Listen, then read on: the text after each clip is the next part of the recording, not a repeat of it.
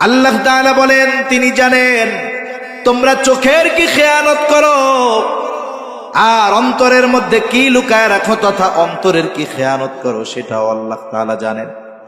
এই বিষয়গুলো যদি আমরা আমানতদারিতার সাথে হেফাজত করতে পারি, গুনার থেকে যদি নিজেদেরকে বাঁচাতে পারি, তাহলে পরিপূর্ণ আমানতদার মুমিন হওয়া আমাদের জন্য সম্ভব।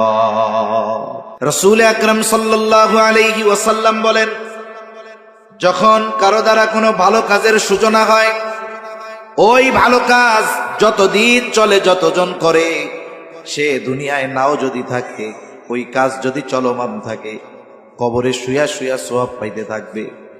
আবার যখন কারো দ্বারা কোনো মন্দ কাজের সূচনা হয়, ওই মন্দ কাজ যতদিন চলবে, যতজন করবে, কবরে শুয়া শুয়া ওই মন্দ কাজের গুনাহ তার আমলনামায় যোগ হতে থাকবে।